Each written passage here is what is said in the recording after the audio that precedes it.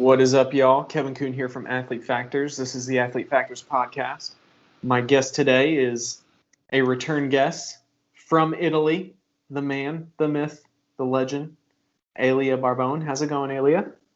Hi guys, hi everyone. Thank you, Kevin. Thanks for the intro. And yeah, it's going well. Today it's actually pretty bad because Italy is probably going through a new lockdown very soon. So it's not a good day, but it's been a good couple of months after COVID here. So work has been going very well lately. Now it will probably be slowed down due to the new incoming lockdown or the the very restrictive rules that we have that we are being subjected on. So yeah, but I think that people kind of looked for it, meaning that our country just allowed us to have the vacations like during summer. They allow more freedom. The rules weren't so restrictive as now. So I think we had a lot of cases that are showing now that are basically the summer cases. So all the people that went, to vacations like abroad or in other countries, or just moved a lot and just stayed with way more people than they were supposed to do. They're just coming back, and all this movement is showing now. So that's that's our country at time being. But the rest is going fine. I have now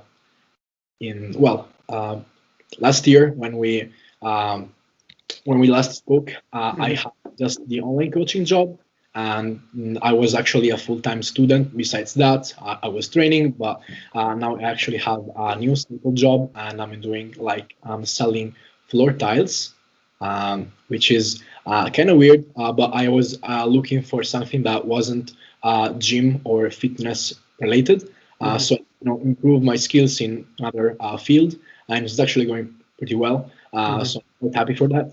But also online coaching went really well after lockdown. I got all my clients back and even new ones, so it was really good, good productive month. Learned a lot also in that field. I will actually speak about it with Kevin later on through this episode. Yeah, how's about you, man? Everything's going well? Everything's not too bad. Yeah, basically since you and I have chatted, not on the podcast, but I guess to catch everybody up, like things kind of got a little iffy there when the lockdown started. My business kind of dropped a little bit, and then a month or two in, it dropped a lot, and then slowly we were allowed to open back up, and then it's kind of been a process to build my business back up. So I haven't had too many guests on since then who've been in a position where they're doing a lot of business online, who are doing a lot of online coaching. So it's a really perfect time to have you on, just because, yeah, last time, you were on the podcast, you were working kind of for another company, and now you're doing everything on your own, which is really awesome. So, even though there's a global pandemic going on, and a lot of businesses are closing. A lot of people are, unfortunately losing their jobs, losing their livelihood and their income.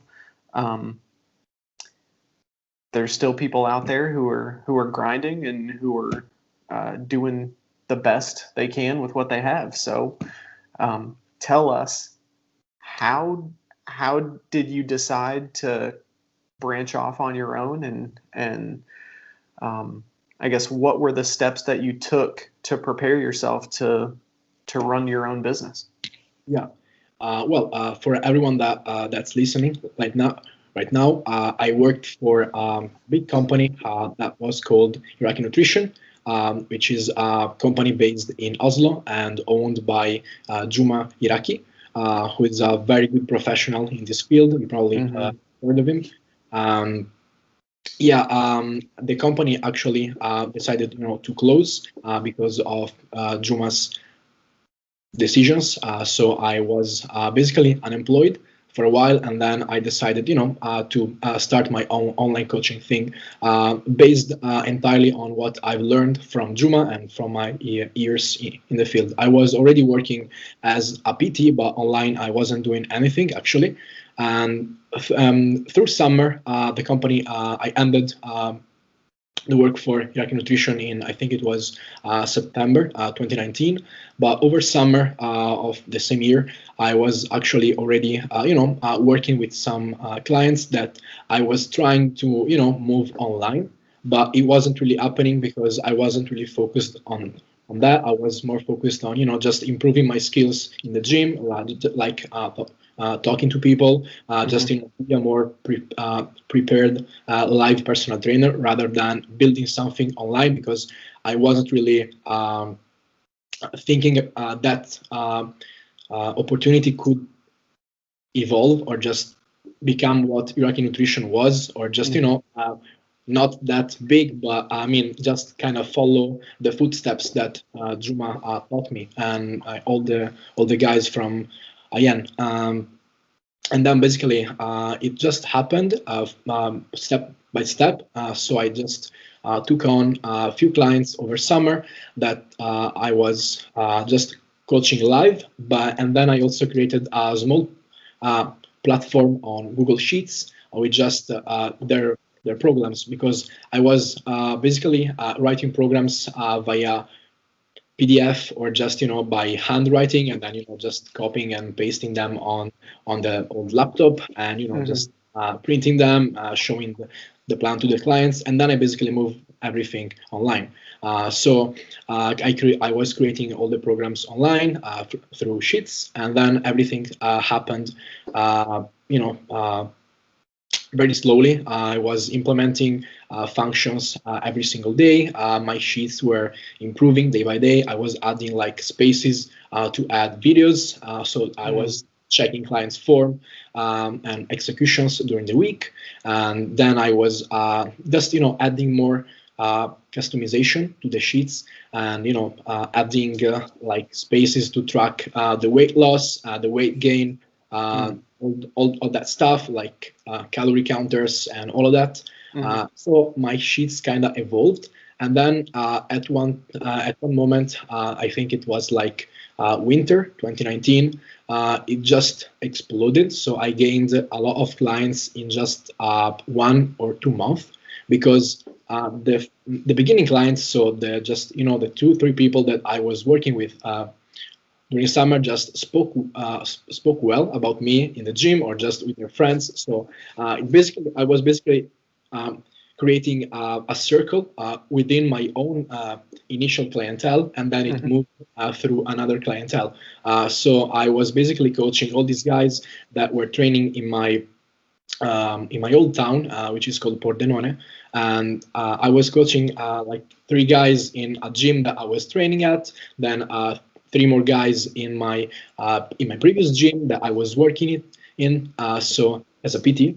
And then it evolved because I moved in Ferrara, which is the town that I chose to further my studies in exercise science. And then when I moved here, I joined 1 gym, and then later on 2 gyms, and I just my name got on, I think, on the right mouth, meaning that they saw me training, and they just approached me in the gym to chat, and they discovered that I was coaching a few people online, and then I got more clients from just chatting in the gym, a few people that recommended me to other people, and then before COVID in March, I was working with 14 folks. Then during COVID, it dropped, because I actually recommended to people, I'd rather have you invest in weights than me,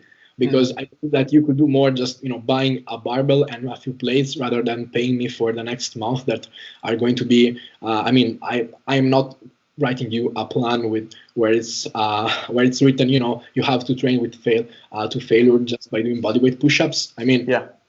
Everyone can do that. I'm not. So I'd rather have you buy something that's actually worth it. So I stopped the collaborations with a lot of them, a lot of clients, and then after COVID, almost everyone that I was working with before joined in again. Meanwhile, during COVID, I actually took that opportunity to study a bit more, to train, because I was losing, the groove of training, focusing too much on other people, and because it can happen, or just, I was at a point where I cared more about my clients' progress than mine, which is good because that's usually, the coach mentality. But I love training myself, and I was losing, that drive, that aggression that I was so in love with when I started. So I got COVID was kind of an opportunity to, just keep my head down, work in my home gym, and it paid off actually, because when COVID ended, despite all the people losing their job and everything else, I think me, my client, and I think all their circle kind of improved, um, which is good. I think this conversation is going in a weird direction. Anyway, Why do you say that? I don't know. I think I got anyway. And then after COVID, all the clients been joined back after besides a few people. Then it kind of built up again, because I did a few podcasts with a few friends, and that's another way of, I think, just showing that you can do something, meaning that, cooperating with other people, just, being more social, because I'm not doing that enough right now. And I think that in our field it really pays off to be, that influencer type, because it's not, I think, a lot of people, when they gain like fame, they're not showing all the work that's before that, and they're all showing the influencer part, which is good if you have something to show. But I think that, especially in Italy, we have a lot of influencers that use fitness as a way to, bump in other fields, and just, get exposed in other, well, not get exposed, but, just gain approval, I guess, and gain fame in other fields as well. So like, we had a few like fitness folks that then got sponsored by a supplement company. Someone else that created like a music album, just or just parodies, and they gained fame through that, which is good. But the whole point of the conversation was that cooperating with other people can help building your business as well, and it paid off for me, because I gained even more clients just by doing podcasts, and just showing up more in the gym, and helping people even live, where I wasn't supposed to help. In fact, I actually got a few I mean, um, how do you say when you someone actually tells you not to do something?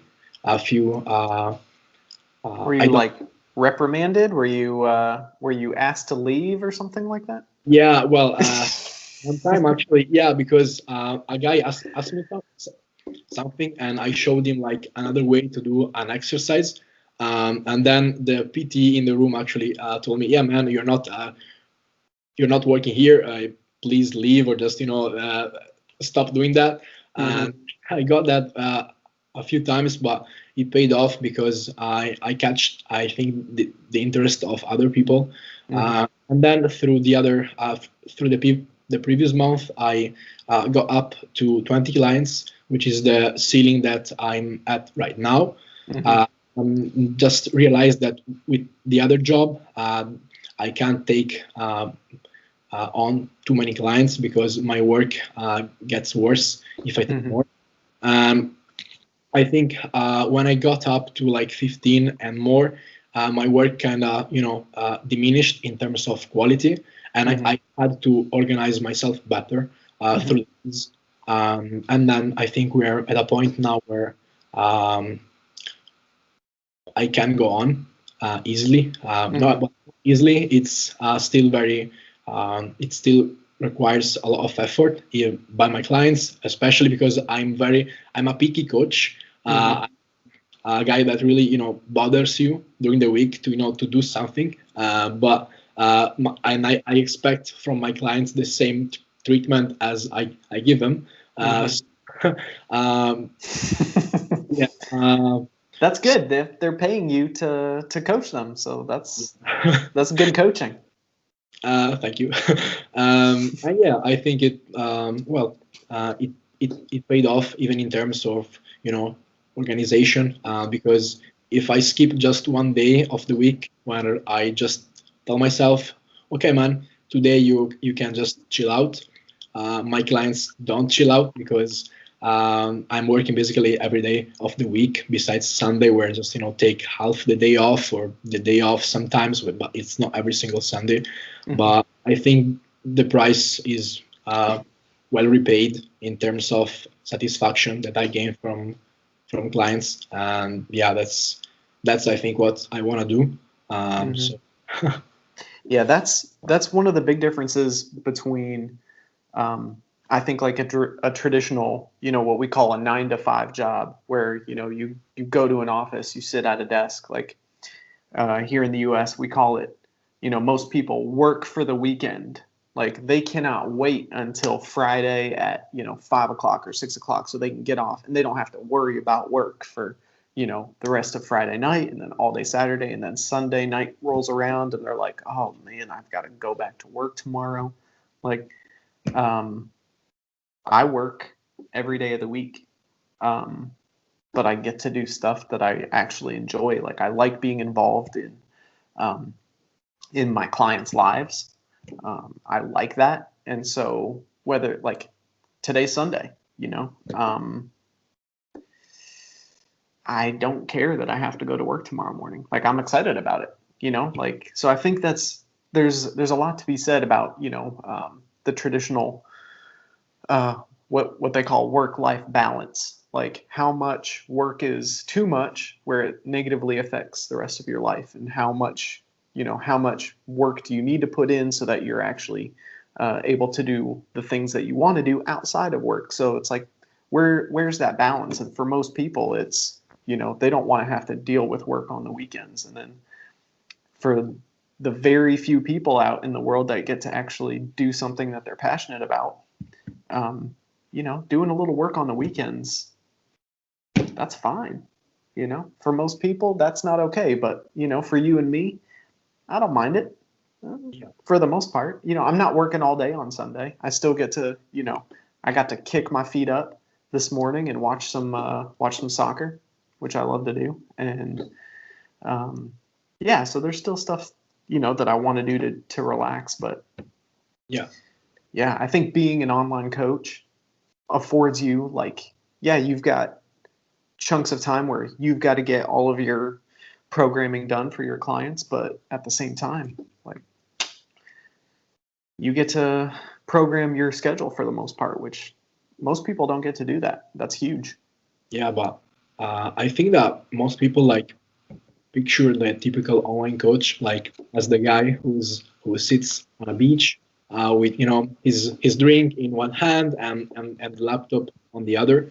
But I mean, what people don't tell you is that that part is probably like the 0.01% of because like even like the fact that you have to manage your own time, I think that's the hardest part, because when someone else tells you you have to work from 9 to 5, I mean, at least you have a strict schedule where you just can't do anything else. But if you have to create your own schedule, it's really easy to mess something up. It's just one of the, if just you encounter like one little pebble on the way that can like mess up your whole daily schedule. And that's one thing that I'm not good at yet, which is, just keeping the ball rolling, even if a little pebble just, stops the ball from rolling correctly. So like there is just a small detail that during the day messes something up, that can really imply that I have to work like 1 hour more during the day, or just all the time between clients. That's the time to chill. No one tells you that, but that's the time that no one pays you, because you're actually doing nothing. You're Yep. not working. You're not relaxing, because maybe you have to prepare yourself for a podcast for another client, or the time in between clients, and or the time in between check-ins. That amount of time is the time that no one gives you, and that you don't have to deal with at work when you have like a 9 to 5 job. Mm-hmm. So I think that if you get good at managing that time, and if you get good at just picking a schedule that's strict enough that allows you to have your free time, and that 0.01% that we're talking about, that's a good online coach, and that's good organization. Um, so I'm still working with like if I were in a 9 to 5 job, but it's my 9 to 5 job. It's not someone else's 9 to 5 job. So I Mm-hmm. still do my to-do lists, all of that. I still have my from this time from like 9 until 11 a.m. I have to do this. I still have my schedule during the day, Mm-hmm. Mm-hmm. but it's a schedule that probably changes. So it's more it's I have more freedom in that terms. It's still hard. Hey, like time management and setting up your schedule in advance, and like that's like you said, that's work that you have to do that you're probably not getting compensated for. Like nobody's paying you for that time. Like, but that allows you to take on more clients, or that allows you to increase the value of your product, of the service that you're providing. So it's one of those things. That was a really hard idea for me to understand when I first started personal training at a corporate gym, like at like Gold's Gym or um, LA Fitness or something like that, where I had to go and I wasn't getting paid to be there because I had just started, so I didn't have any clients. Like they wanted me to walk around the floor and talk to people, and like that's how you're going to get clients. And I'm like, but I'm not getting paid, so I don't want to be here. It's like, yes, yes, yes, of course. But the more you do that, the more people will see like, oh, this guy's here all the time. He could be really helpful. He helps me take the weights off. He talks to me. He asks me how my training's going, all of that. Like you're building rapport. And it's those little things that you do when you're not on the clock, when you're not getting paid, that allow you to be more effective as a coach later on. So I think that's one of those things that, um, man, like online coaching is just, it's a huge industry now. Yeah. And just like personal personal training used to be, perhaps well still is, but it at least used to be a huge industry where everybody can do it. The barrier for entry to be a personal trainer here in the US is really low. Like as long as you're certified, doesn't matter what that certification is, as long as you're certified, you can be a trainer. And so you've got this super low bar, you've got basically turnover all the time because people are like becoming trainers while other people are quitting, and then it's just a revolving door.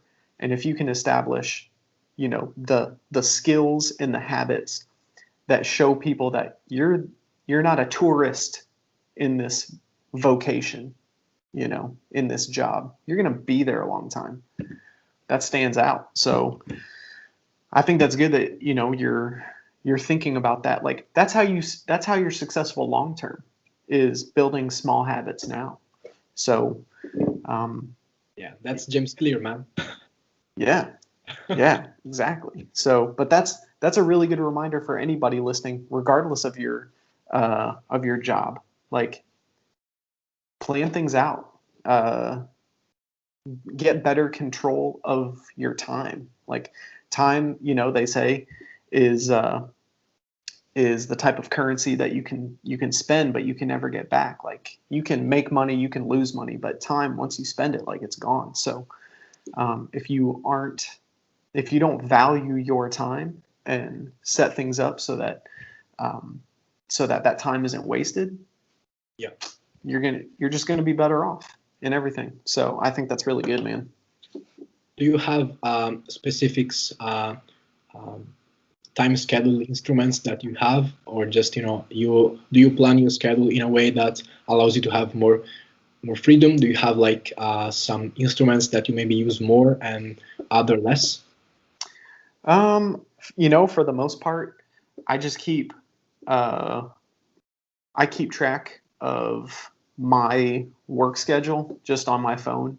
But every time I set an appointment, I always also set two reminders for depending on the day. But most of the time, I set a timer for an hour beforehand and 2 hours beforehand. That way, um, like I'm always prepared for a session, whether it's early in the morning or like if it's super early in the morning, then I'll usually set a reminder around the time I go to bed the night before, just so that like I know exactly what's going on the following day. And then I check my schedule, my calendar multiple times throughout the day, not just for what's going on that day, but hey, what do I have going on tomorrow? What do I have going on in a few days? And yeah, the other thing, and that's pretty much all I do. But I am pretty good about that. The other thing I do is I always try to get to my office uh, a half hour or sometimes an hour early, just so that uh, I I hate feeling rushed when I have an appointment, whether it's uh, like an online appointment, like an online like a podcast or like a video assessment or whatever, or whether it's in person. Like um, I hate feeling rushed. So even for my 5:30 a.m. clients, I'm at my office usually before 5 a.m. That way I can set up everything I need to. I have their program written out on the whiteboard so that they know exactly what the plan is when they arrive. Um, and that way I don't feel rushed. I feel relaxed. I feel um, there's aspects that can take away from my ability to just coach, and I want to remove all of those distractions and all of those stressors as much as possible. So that frees me up to do my job. So that's really it for the most part when it comes to Yeah. like time management. Yeah. But So what about online work? Do you have like the same tips or just the same instruments? uh, yeah, that's pretty much it. So for my online clients, um, I will set myself reminders to check in with my clients on certain days or at certain times. Um, and then most of that I just do via text or phone call. So I know as long as I'm doing that, then I stay on top of it. I also have a schedule for when I post, like every Monday and every Wednesday, I'm doing Instagram, Facebook, Twitter posts. And so I know what that schedule is well in advance. And then every Friday, I try to post my podcast. So um, every once in a while, I get off schedule. So at that point, it's like um, most people don't have a plan to get back on schedule when things go out of whack. And like things go out of whack, they just do. That's life. So um, when it comes to that, I try to have a schedule to get back on. And it's this is a little, aside, but it's just like nutrition. People tend to, as soon as their nutrition program goes off the rails, well, you know what? It's Thursday. I just messed up. You know what? I'm just going to throw in the towel. I'm going to enjoy my Friday. I'm going to enjoy my Saturday. I'll enjoy my Sunday, and I'll get back on track Monday instead of taking steps, right away. Hey, how can I get back on tomorrow? Yeah, maybe I overate calories by 500 calories today. So maybe I should cut back on 200 to 250 tomorrow and then 200 to 250 the next day. And boom, I'm back on track. Like, so that's what I try to do when life gets in the way of my plans. Um, what are the steps I need to take to get back on? And one of those things is I try to remember, like, nobody's waiting for me to post something on Instagram. So if I don't do it on Monday, they're not looking at their phone like, oh no, where is it? I can't get through the rest of my day until I see Kevin's post. Like, nah, nobody cares. Like, they're going to like it whether I post it on Monday or Tuesday. And it's like, okay, even if they liked it, that doesn't even mean they read it. So I try not to get like too tied up in that, but I still try to keep a schedule just because I think it helps keep me sharp. It helps keep me focused. And if I've got a routine, then I'm much more, that frees me up to do other things so that I can look forward, or I can look into other projects. If I've got a solid handle of, a bunch of processes that I think are helping my business, once I get, if I've got 5 things and I've got a really solid handle, that means maybe I can start looking into a 6th thing.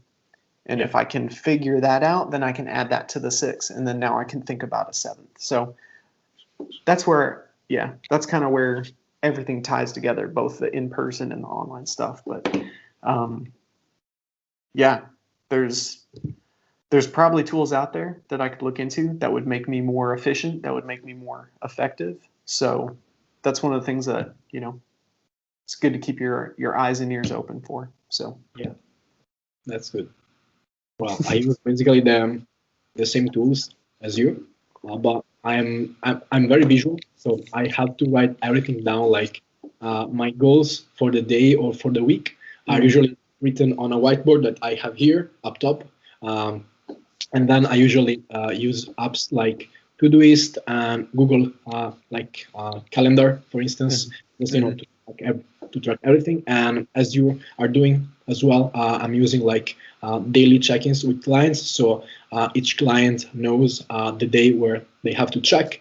So my response will be like within 24 hours from the check-in. I usually just record a video, see the spreadsheets, see all the videos from the week, and give new directions for the upcoming weeks or week usually. And yeah, that's about it. So yeah, I was just using like pen and papers in 2018, 2019 because I like the feeling of writing down. And then as my schedule evolved, I got a new job and everything else, like studying, for instance. It kind of moved back a little, but it's still there. I have to use all these. I mean, I feel like I have to, but I probably would do fine even with just pen and paper. But just the idea of bringing a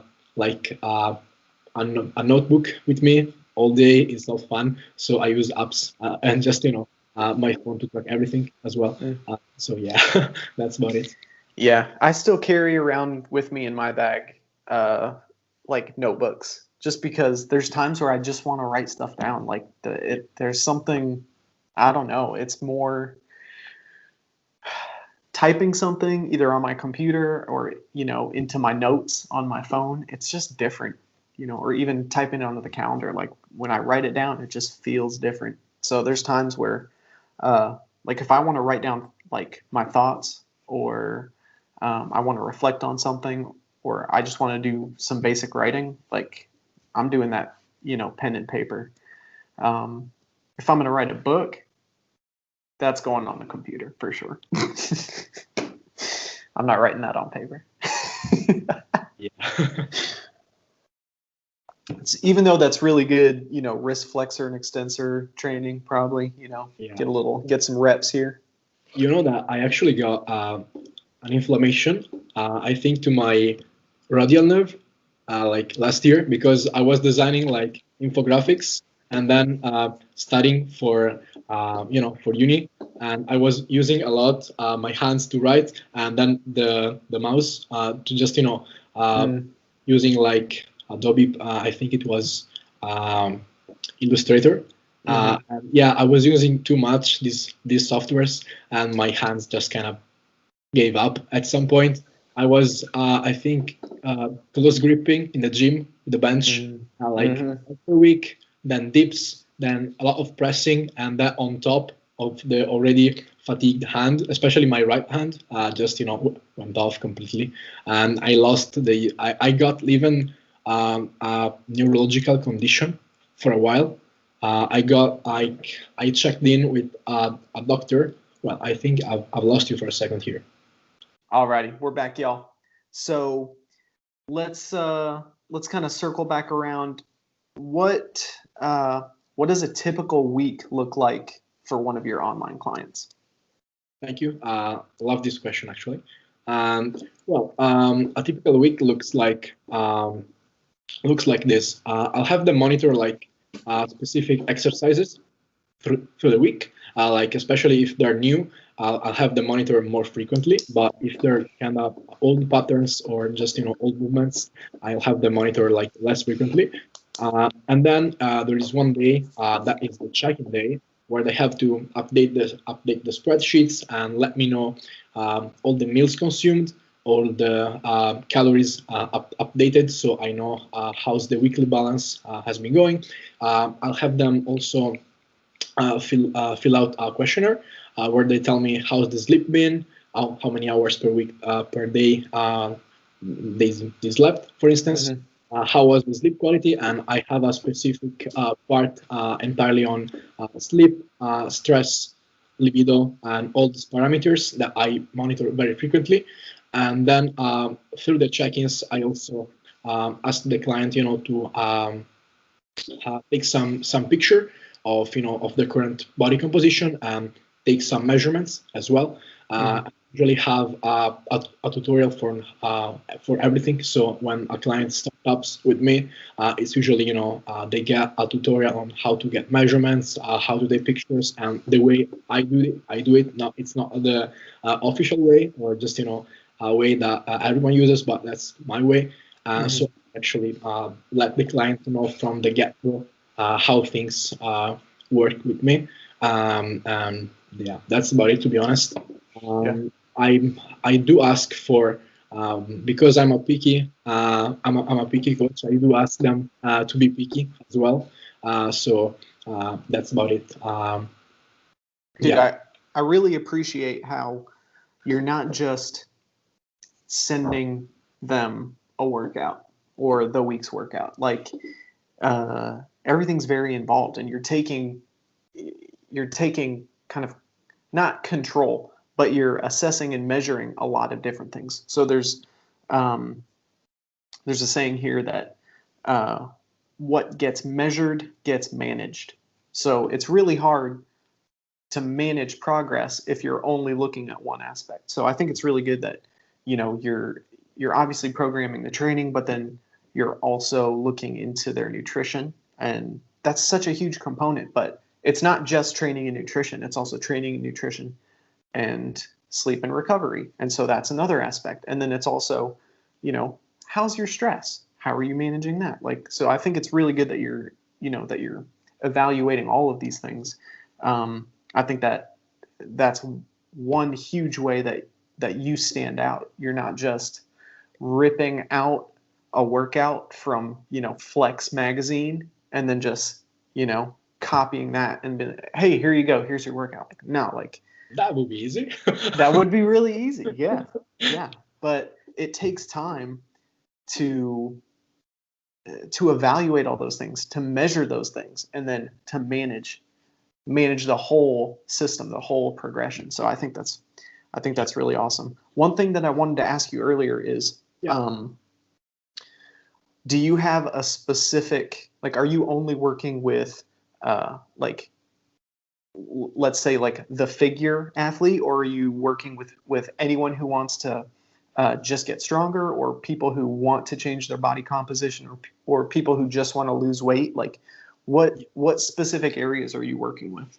Well, the only requirement that I have is that the people that want to work with me are actually experienced in counting calories, or at least they know what they're consuming. And then another prerequisite that I have is that they must be training for at least 1 to 2 years, but of serious commitment. So I usually ask them in a startup questionnaire, have you been consistent for at least 1 to 2 years, but going to the gym at least 3 times per week. And if they have this, and I'll also let them send me like some videos on how they lift, and if there are some minor changes that could just improve their technique, then I usually accept the client. But if I see that the lift is not with proper form, I just say to them, no man, I think you still have to work with a live PT. That would be a better investment rather than online coaching.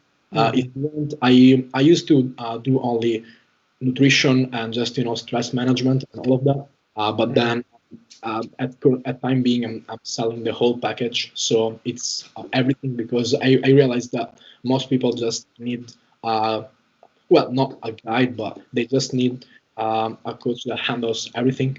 So just one person, so they don't get too messy with sending informations, and just they are kind of more stress relieved in that term. And on a tangent, actually, on the weekly question from before, one thing that I implemented like in the last 2 months is that I ask the client to record a video of themselves like speaking for 5 to 10 minutes about how their week went. But it's not like only training and nutrition related, but also like life and social involvements.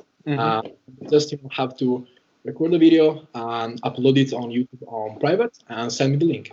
And I usually listen to the video on 1.5 per, because I don't have time, and no, just kidding. But I usually speed up the video because I have quite a few videos per day, and even if the time limits is 10 minutes, some folks usually speak up to me like 15. And when I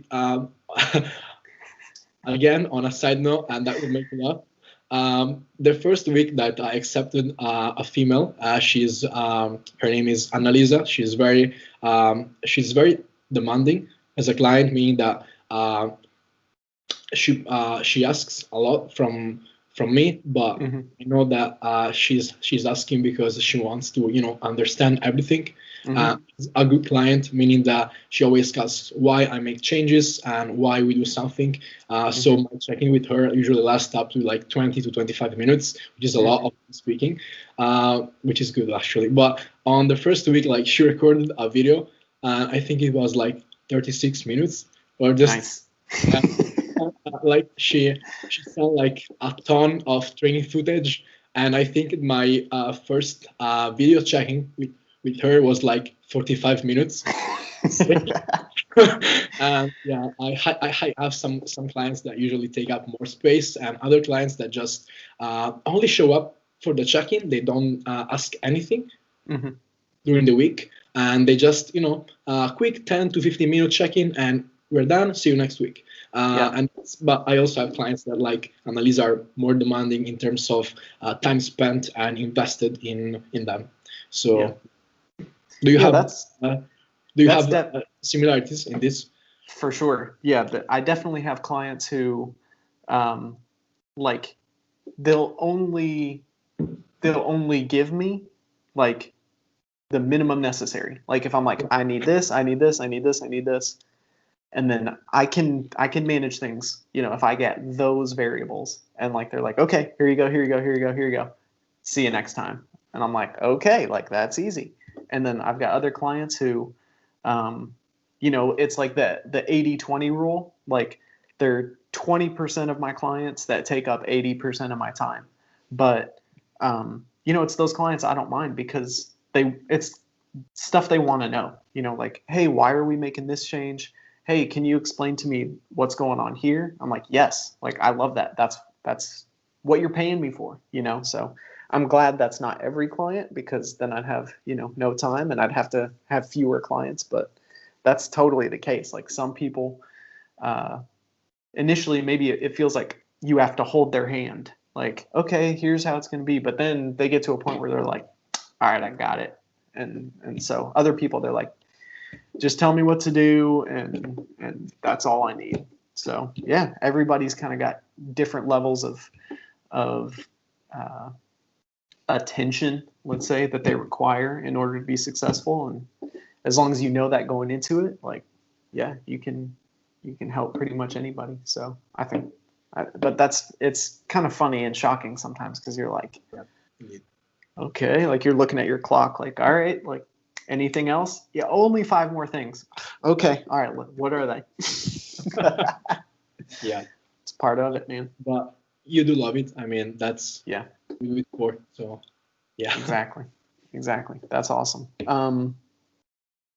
Man, there was one other thing that I thought of while you were explaining, but I What lost scotch? track of it. So say Maybe what? maybe a sip of scotch or will That would probably help, man. Little Lefroy would shock my memory right back to 100%. So, but so you've got a YouTube channel. Tell us a little bit about that real quick. And you know, maybe you'll be doing, you know, some podcasts in the future. Who are you planning to have on as, you know, maybe a guest? Yeah, of course. And I was actually planning on invite Kevin on a podcast on my YouTube channel. So Okay. yeah, and I was actually planning on offer you some scotch as well, but but you know, virtual scotch. I don't know. Maybe. That's fine. Um, and, yeah, as Kevin mentioned, I have a YouTube channel. It's in Italian. I do post some edited training footage. So we have some bodybuilding footage. So it's mostly raw. And I started like I wanted it to be like what you don't see. So you usually see a lot of tutorials in the gym. I just wanted to see how the work is done by individuals. So just us not talking, just talking very little and training. So I wanted to be like that. Like for instance, Jordan Peters is doing. I was a lot inspired by him. He's a UK bodybuilder. And I just wanted my channel to be like an Italian version of what other people are doing, because in Italy there's not a lot of people that just posting training footage. And then it evolved through the videos, meaning that people asked for more explanations. So I'm actually bringing out next week a video that's mostly talked and very little footage. And I think we're evolving in a direction where the whole team is kind of both mixed in strictly bodybuilding and just explaining the science behind it. So usually I think it will become a good mixture of both over time. And it's just called with my name, so Elia Oliviero Barbon, and you can find it fairly easily. That's I think you have my icon on the channel. Yeah, that's about it. You can find me also on IG, just as my name, and that's about it. That's where I am. Awesome. Well, I'll have links to both of those in the show description, so everybody can check those out. And yeah, man, I'm excited to be on your podcast, man. Like it's there's not too many there's not too many other podcasts that I've been on, so it's always it's like a completely different thing, man. Like I know every week what I've got to do and the guests I got to get on and all that, and then it's going to be weird being on the other end, man. But I'm excited about it. So we'll have to match up our timing, because I can't be drinking scotch at 5 a.m. Okay, I can't do that. Yeah. Well, you have to know that in Italy right now it's 11 p.m. and at Kevin's time it's 5, right? Yep, we're 5 o'clock. We switch. I think next weekend our time changes. Got it. I had no idea that different countries are changing at different times. Like me too, man. I thought that you were you were changing too as well, or maybe just that you had like a 1 day delay or something like that. 1 week is a lot. It's crazy. Why Earth doesn't spin faster? I mean, I don't know, man. Yeah. Well, have a nice lockdown. Hopefully it will. Well, I'll have a nice lockdown. Hopefully. I'm sorry. I hope it doesn't spread to US because everything will be shut down here. No, luckily, not transports, so we'll still be able to travel through regions, but Hmm. um, mostly for work and for like special and personal affairs. Mm. Not like I'm just gonna have a vacation because that's suggested. I mean, that's like heavily not recommended. So Yeah. yeah, and besides that, like pubs have to close at 6. They're closing restaurants. They're closing like newspapers and all of that. Wow. So, yeah. That's crazy, man. Well, hopefully that doesn't last too long, and hopefully everything gets sorted out and Yeah. Well, this ends very soon. I honestly think that this virus will just continue through next year. It will not go through like it's not a 1 year thing. Yeah, I think that's very possible. It could be around a while. It could be a seasonal thing. They're saying even. So Yeah.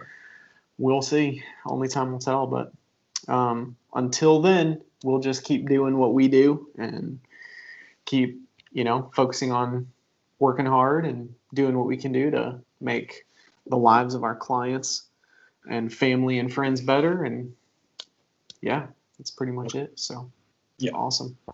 Alrighty, y'all. Thanks for watching and listening. If you haven't already, go follow Elia and reach out to him if you have any questions because he knows some answers. That's for sure. And stay tuned for not only the skit episode, but perhaps an episode from his channel in the future. Awesome, guys. And another shameless plug.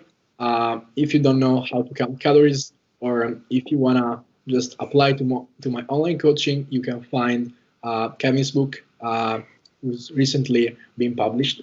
And yeah, that's a good book about counting calories and how to manage, for instance, all the calorie counting stuff, knowing a bit more about what you are putting into your body. So just check that out and speak next time. That's right. The Self Reliant Diet, available on Amazon as a PDF or ebook and in paperback. Thank you, Elia. I appreciate that. No worry, man. All right. Alrighty, y'all. Adios.